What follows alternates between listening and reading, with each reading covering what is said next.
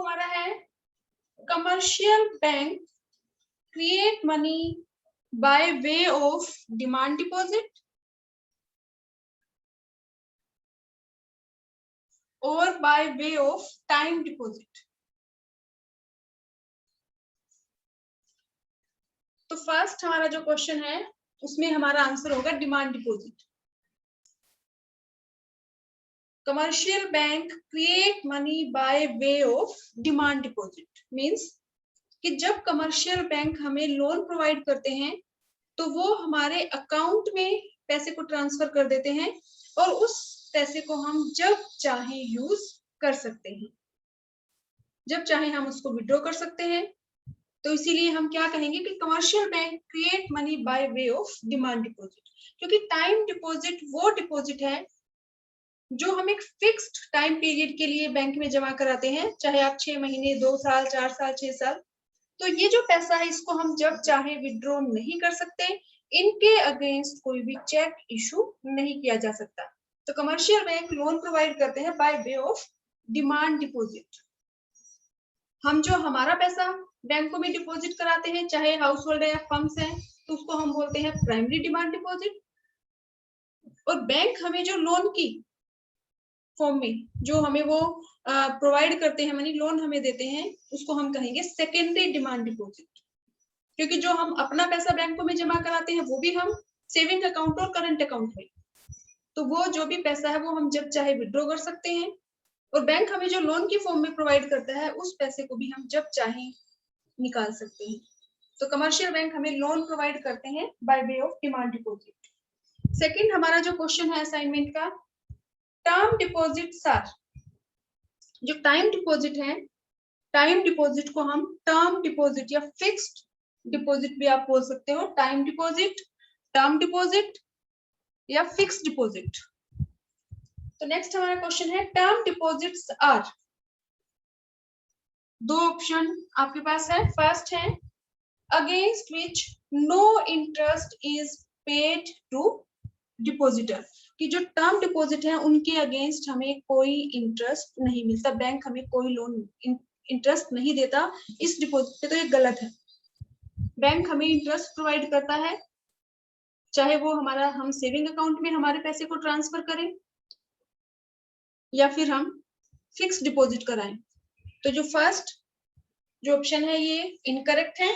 Second है against which no cheque can be issue, तो जो सेकंड हमारा है वो ऑप्शन हमारा करेक्ट है, क्योंकि टर्म डिपॉजिट वो डिपॉजिट है जिनके अगेंस्ट चेक इशू नहीं किया जा सकता। मींस कि जो भी अगर किसी को पैसे की जरूरत है तो फिक्स डिपॉजिट या टाइम डिपॉजिट या टर्म डिपॉजिट में से जब चाहे हम पैसे को विड्रॉ नहीं कर सकते। नेक्स्ट हमारा क्वेश्चन है the percentage of demand deposit, percentage of demand deposit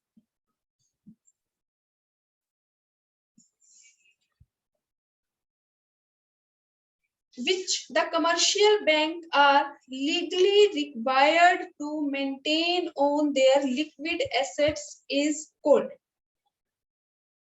liquid assets। देखो दो हम टर्म यूज करते हैं, एक तो सीआरआर, दूसरा एसएलआर। ध्यान से सुनना है दोनों में क्या डिफरेंस है। सीआरआर ये दोनों ही रेट, सीआरआर और एसएलआर फिक्स की जाती हैं आरबीआई के थ्रू, आरबीआई ही दोनों रेट को फिक्स करता है। सीआरआर टोटल डिपॉजिट का वो परसेंटेज है जो commercial bank keep with RBI, और एसएलआर ये भी फिक्स किया जाता है, डिटरमाइन किया जाता है आरबीआई के थ्रू, और इतना जो पैसा है वो commercial bank keep with themselves in liquid form. तो ये जो हमारा क्वेश्चन है इसमें यही है, the percentage of demand deposit which the commercial bank are legally required to maintain on their liquid assets. तो लिक्विड एसेट्स की फॉर्म में कमर्शियल बैंक जो रखते हैं उसको हम क्या कहेंगे, एसएलआर। तो जो हमारा थर्ड क्वेश्चन है उसका आंसर हमारा है स्टैट्यूटरी लिक्विडिटी रेशियो। नेक्स्ट हमारा क्वेश्चन है फोर्थ असाइनमेंट का,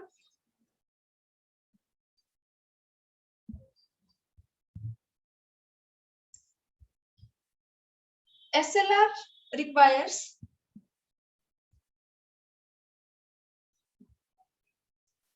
the commercial banks to build their liquid assets by way of मतलब SLR की फॉर्म में, जो SLR की रेट है statutory liquidity ratio, it is determined by RBI, और टोटल डिपॉजिट्स की ये परसेंटेज कमर्शियल बैंक अपने पास रखते हैं liquid form in the form of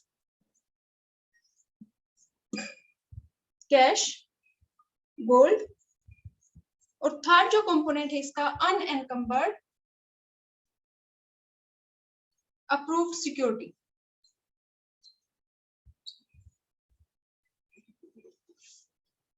तो SLR वो परसेंटेज है जो RBI द्वारा फिक्स की जाती है, और इतने वो जो है वो अपने पास रखते हैं कमर्शियल बैंक लिक्विड फॉर्म में टोटल डिपॉजिट्स का, किस फॉर्म में, cash, gold, unencumbered approved security. Unencumbered approved security means ऐसी सिक्योरिटी जिनको एज ए कोलेक्टर यूज नहीं किया गया है, जिनको लोन लेने के लिए अभी तक यूज नहीं किया गया है, इनके अगेंस्ट कोई भी लोन नहीं लिया गया है। नेक्स्ट हमारा क्वेश्चन है फोर्थ, ये फोर्थ क्वेश्चन था हमारा। Fifth question, the notes issued by the central bank are an unlimited legal tender.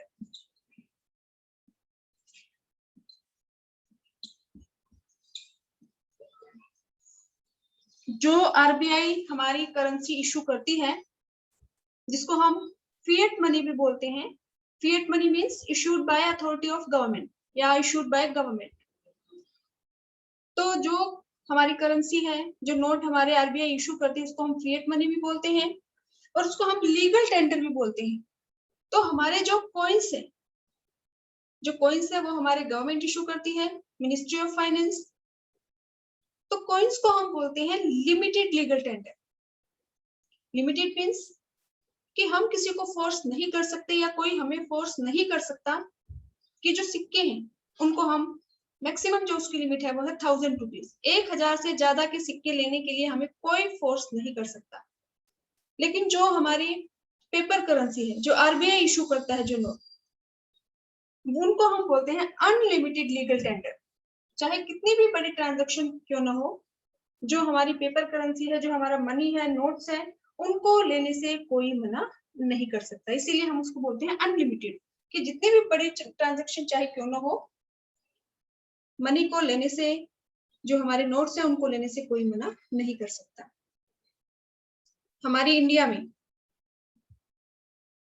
क्योंकि किसी भी दूसरी कंट्री में अगर हम जाते हैं तो वहां की करेंसी, हमारे रुपीस को हम पहले कन्वर्ट कराते हैं, जिस भी कंट्री में हम जा रहे हैं या अगर कहीं से इंपोर्ट कर रहे हैं।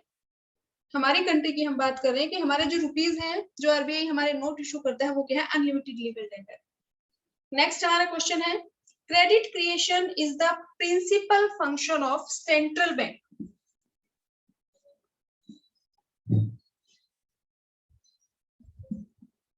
Credit creation is the principal function of central bank. True है या फॉल्स है? अगर ध्यान से आप पढ़ो तो credit creation is the principal function of commercial bank. अगर यहाँ सेंट्रल बैंक की जगह कमर्शियल बैंक लिखा होता तो ये स्टेटमेंट हमारी ट्रू स्टेटमेंट होती, क्योंकि जो RBI है, सेंट्रल बैंक है, उसका जो मेन फंक्शन है वो है इशूइंग नोट। जो क्रेडिट क्रिएशन जो मेन फंक्शन है वो किसका है, कमर्शियल बैंक का। तो ये जो हमारी स्टेटमेंट है, credit creation is the principal function of central bank, is incorrect, false. क्योंकि सेंट्रल बैंक का मेन फंक्शन है, उसको हम बोलते भी हैं बैंक ऑफ इशूइंग नोट्स, और क्रेडिट क्रिएशन मेन फंक्शन किसका है, कमर्शियल बैंक का। नेक्स्ट हमारा क्वेश्चन है, why are LIC and UTI, Union Trust of India, life insurance, तो why are LIC and UTI not called bank? ये बेटा हम पहले भी कर चुके हैं। बैंक जो भी फाइनेंशियल इंस्टीट्यूशन है, उनमें से हम बैंक उन इंस्टीट्यूशन को बोलते हैं जो दोनों फंक्शन परफॉर्म करते हैं, डिपॉजिट भी एक्सेप्ट करते हैं और लोन भी प्रोवाइड करते हैं। लेकिन जो LIC है, UTI है, इनको हम बैंक नहीं बोल सकते। जो इंस्टीट्यूशन दोनों में से एक फंक्शन तो परफॉर्म करते हैं, या तो सिर्फ डिपॉजिट को एक्सेप्ट करते हैं या सिर्फ लोन प्रोवाइड करते हैं, दोनों फंक्शन परफॉर्म नहीं करते, तो उन इंस्टीट्यूशन को हम फाइनेंशियल इंस्टीट्यूशन तो कह सकते हैं, लेकिन उनको हम बैंक नहीं कह सकते। तो जो हमारे बैंक है वो तो फाइनेंशियल इंस्टीट्यूशन है, लेकिन सभी फाइनेंशियल इंस्टीट्यूशन बैंक नहीं है, बिकॉज जो LIC है और UTI है, these are not called banks because they do not accept checkable deposits। ऐसा नहीं है कि हम LIC में पैसे जमा करा दें, जब चाहे फिर विड्रॉ कर लिए, फिर जमा करा दी, फिर चाहे फिर विड्रॉ कर लिए। तो इसीलिए जो LIC है, UTI है, इनको हम बैंक नहीं कह सकते। जो दोनों फंक्शन परफॉर्म करते हैं, डिपॉजिट एक्सेप्ट भी करते हैं, लोन भी प्रोवाइड करते हैं, सिर्फ उन्हीं इंस्टीट्यूशंस को हम बैंक बोलते हैं। नेक्स्ट हमारा क्वेश्चन है, what is equilibrium income?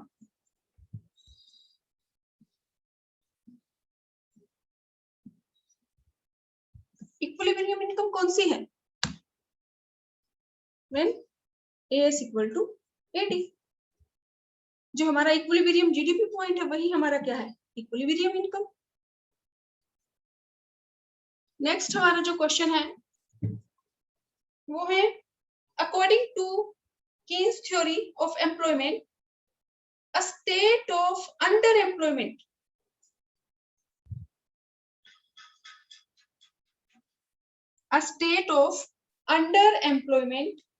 can never exist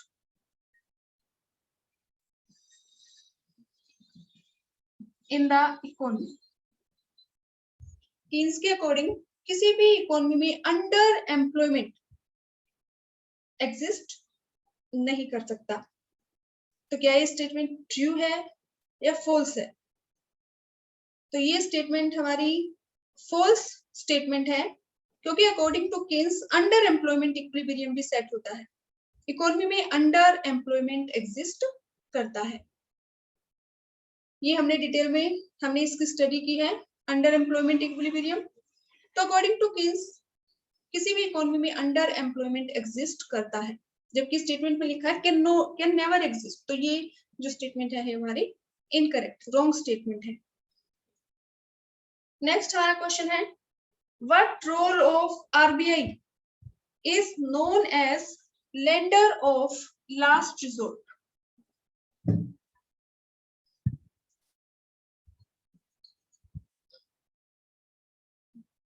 lender of last resort means जब commercial bank, when commercial banks fails to arrange money from anywhere, जब कमर्शियल बैंक कहीं से भी मनी अरेंज ना कर पाए, then RBI lend commercial bank in the situation of financial crisis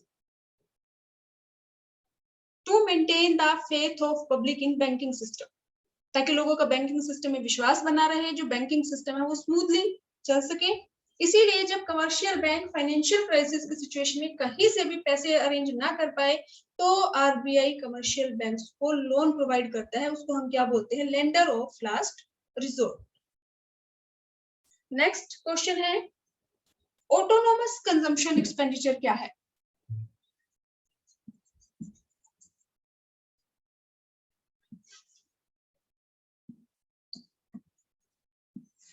Autonomous consumption expenditure. Autonomous means free, independent. So consumption expenditure, autonomous consumption expenditure means consumption expenditure which is not depend upon income when y equal to 0। तो जब income 0 है तो भी हमारा कुछ ना कुछ consumption expenditure होता है। तो 0 इनकम पे जो भी कंजम्पशन एक्सपेंडिचर होता है उसको हम डिनोट करते हैं C बार से, और उसको हम बोलते हैं ऑटोनोमस कंजम्पशन एक्सपेंडिचर। ये जो एक्सपेंडिचर है it is not depend upon income, क्योंकि इनकम 0 होने के बाद भी कंजम्पशन एक्सपेंडिचर हो रहा है, इट मींस ये इनकम के ऊपर डिपेंड नहीं है, इसीलिए हम इसको बोलते हैं ऑटोनोमस कंजम्पशन एक्सपेंडिचर। ऐसे ही जो इन्वेस्टमेंट है, इन्वेस्टमेंट को भी हम क्लासिफाई कर सकते हैं ऑटोनोमस और induced. Autonomous investment means investment which is independent, which is not depend upon income. हाँ, लेकिन ये जो ऑटोनोमस इन्वेस्टमेंट है ये इंटरेस्ट रेट पे डिपेंड करती है, लेकिन हम स्टडी कर रहे हैं उसकी इनकम के साथ, तो ये जो इन्वेस्टमेंट है उसको हम ऑटोनोमस इन्वेस्टमेंट एक्सपेंडिचर बोलते हैं, जो इनकम के ऊपर डिपेंड नहीं है। इनकम इंक्रीज हो डिक्रीज हो, इन्वेस्टमेंट पे कोई इफेक्ट नहीं होता। इसीलिए जो कीन्स की थ्योरी है उसमें हम इन्वेस्टमेंट को कांस्टेंट मानते हैं कि इनकम अगर इंक्रीज हो रही है या डिक्रीज हो, कुछ भी हो, किसी भी सिचुएशन में जो इन्वेस्टमेंट है वो हमारी कांस्टेंट रहती है, यानी कि वो हमारी कौन सी इन्वेस्टमेंट है, ऑटोनोमस इन्वेस्टमेंट एक्सपेंडिचर। और इंड्यूस्ड इन्वेस्टमेंट एक्सपेंडिचर क्या है, ये 1 मार्क्स में आपसे पूछा जा सकता है। Induced investment means which is depend upon income, कि जैसे जैसे इनकम इंक्रीज होगी वैसे वैसे इन्वेस्टमेंट भी इंक्रीज होगी। नेक्स्ट हमारा क्वेश्चन है,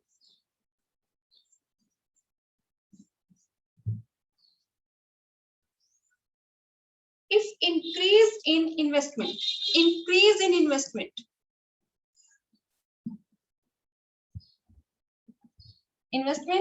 I, increase means change, delta I. If increase in investment is rupees 125, ध्यान रखना है आपको कि ये जो भी वैल्यू गिवन है इसके साथ लैख है तो आप लैख का यूज करोगे, करोड़ में है करोड़ का यूज करो, जो भी वैल्यू आपको गिवन है, डॉलर है डॉलर में, आपको यहाँ चेक करना है क्वेश्चन में कि वैल्यू किसमें है आपके पास। तो अगर लैख में है, करोड़ में है, जो भी है, तो वो आपको यहाँ पे यूज करना है। तो यहाँ पे डेल्टा आई की वैल्यू आपके पास है 125 crore and increase in national income, increase means delta change in income और income means y, तो हमें डेल्टा आई की वैल्यू गिवन है 125 करोड़ और डेल्टा y की वैल्यू हमारे पास है, डेल्टा y की वैल्यू आपको गिवन है 500 करोड़।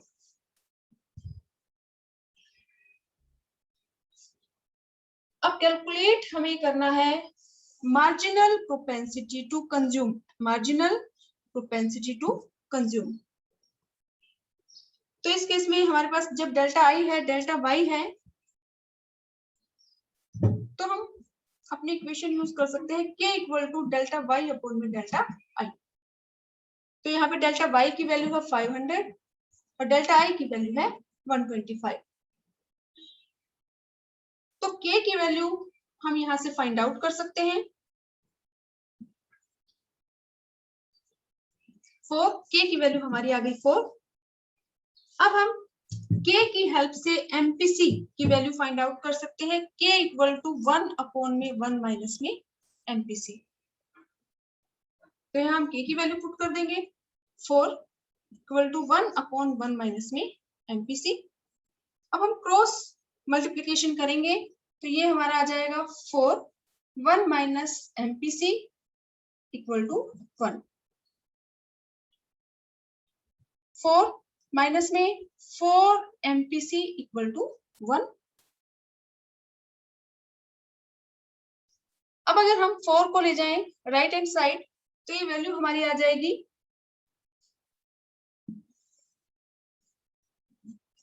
ये जो वैल्यू है यहाँ अगर हम लिख दें -4 MPC इक्वल टू 1 और ये 4 प्लस का है, राइट हैंड साइड लेके जाएंगे तो माइनस का 4, तो यहाँ -4 MPC इक्वल टू माइनस का 3, माइनस माइनस कट जाएगा तो MPC की वैल्यू हमारे पास आ जाएगी 3/4 यानी कि 0.75। तो अगर हमें MPC की वैल्यू गिवन है तो हम K की वैल्यू फाइंड आउट कर सकते हैं, और अगर हमें K की वैल्यू गिवन है तो हम MPC को फाइंड आउट कर सकते हैं, या अगर हमसे MPS पूछा जाए तो वो भी हम कैलकुलेट कर सकते हैं। अगर MPS कैलकुलेट करना है तो या तो आप MPC कैलकुलेट करिए और 1 माइनस MPC हम करेंगे तो वैल्यू हमारे पास आ जाएगी MPS, या फिर हम जो ये फॉर्मूला यूज करते हैं तो K इक्वल टू 1 अपॉन में MPS, ये हम फॉर्मूला डायरेक्ट यूज कर सकते हैं और MPS की वैल्यू हमारे पास आ जाएगी।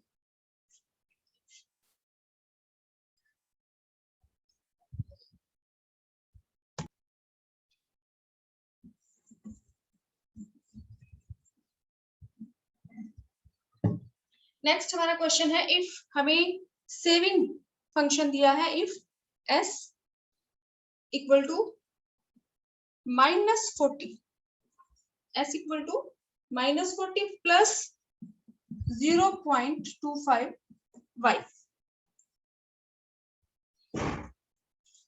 प्लान्ड इन्वेस्टमेंट,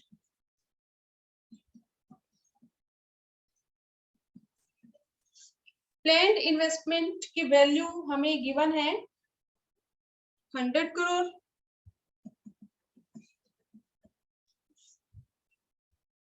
और हमें कैलकुलेट करना है सबसे पहले इक्विलिब्रियम लेवल ऑफ इनकम, यानी कि y। सेकंड, हमें कैलकुलेट करना है कंजम्पशन एक्सपेंडिचर किस लेवल पे, इक्विलिब्रियम लेवल पे। और थर्ड, हमें कैलकुलेट करना है saving at equilibrium point. Equilibrium calculate consumption expenditure at equilibrium level means कि इक्विलिब्रियम लेवल के लिए जो y हमने फाइंड आउट की है, इस इनकम का हमें यूज करना है C और S कैलकुलेट करते टाइम। तो ये हमारा सिंपल सा क्वेश्चन है। सबसे पहले हम कैलकुलेट करेंगे इक्विलिब्रियम लेवल ऑफ इनकम।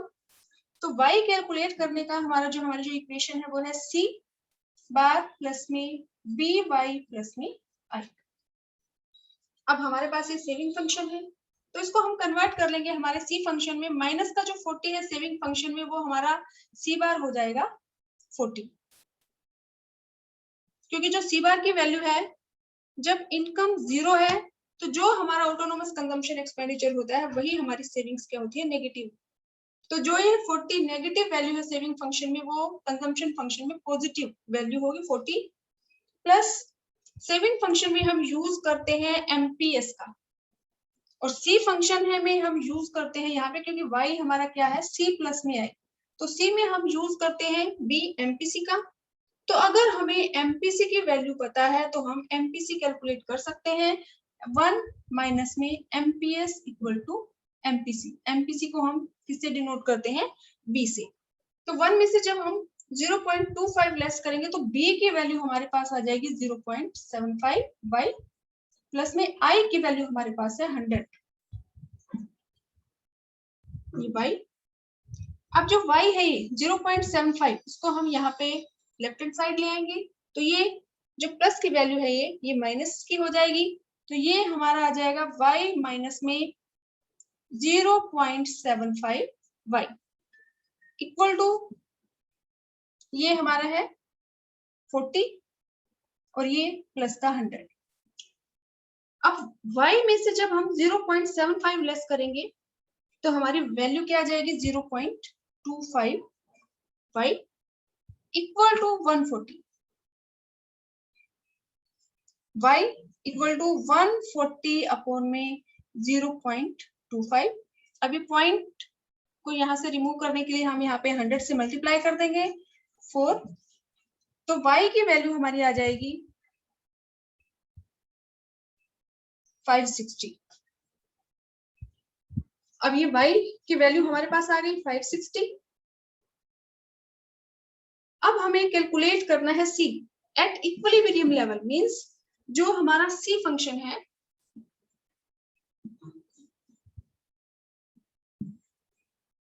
अब सेकंड हम C कैलकुलेट करने के लिए हमारा फंक्शन यूज करेंगे equation C equal to C bar plus में by।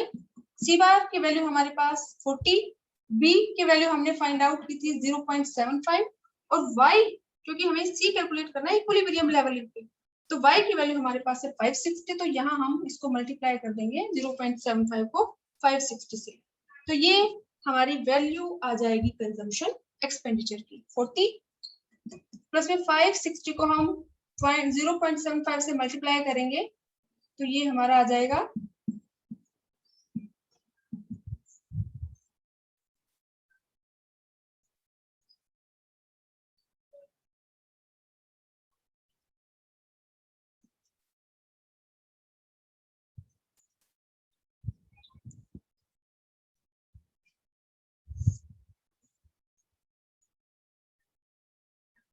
420।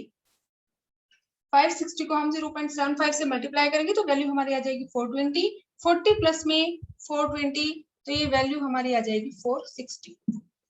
तो y में से कंजम्पशन एक्सपेंडिचर की वैल्यू हमारी क्या आ गई, 460। अब हमें सेविंग्स कैलकुलेट करनी है, तो सेविंग का आप कैलकुलेट कर सकते हो बाय 2 वेज। या तो आप सेविंग कैलकुलेट करने के लिए सेविंग का फंक्शन आप यूज कीजिए, s इक्वल टू -40 प्लस में 0.25, और यहाँ y से हम मल्टीप्लाई कर देंगे, y की वैल्यू हमारी है 560। तो इस इक्वेशन को जब हम सोल्व करेंगे तो हमारे पास क्या आ जाएगी, सेविंग की वैल्यू। या दूसरा तरीका है कि हम इस फंक्शन को यूज ना करें, तो हमें पता है कि y के दो कंपोनेंट है, c प्लस में s। तो y की वैल्यू हमारे पास है 560, c की वैल्यू हमारे पास आ गई 460। तब हम सेविंग्स को कैलकुलेट कर सकते हैं, s की वैल्यू हमारी आ जाएगी 560 माइनस में 460, तो सेविंग हमारी आ गई 100। या अगर आप इस फॉर्मूले का भी यूज करते हैं, इक्वेशन का यूज करते हैं, तो भी s की वैल्यू हमारी आ जाएगी -40 प्लस जो 560 है इसको हम मल्टीप्लाई कर देंगे 0.25 से, तो ये वैल्यू हमारी आ जाएगी 140। अब 140 हमारी पॉजिटिव वैल्यू है, माइनस का जो 40 है नेगेटिव है, तो 140 और माइनस का 40, तो सेविंग की वैल्यू हमारी आ जाएगी 100। या फिर हम ये कर सकते हैं कि equilibrium level of income calculate किया, फिर हम सेविंग फंक्शन हमें गिवन है तो हम सेविंग कैलकुलेट कर सकते हैं, सेविंग की वैल्यू हमारी 100 आ जाएगी। तो हम इस इक्वेशन में वैल्यू पुट कर सकते हैं कि इनकम हमारी है 560, सेविंग हमारी है 100, तो सी की वैल्यू हम फाइंड आउट कर सकते हैं। 560 में से हम सेविंग्स को अगर लेस कर दें तो हमारी कंजम्पशन एक्सपेंडिचर की वैल्यू आ जाएगी।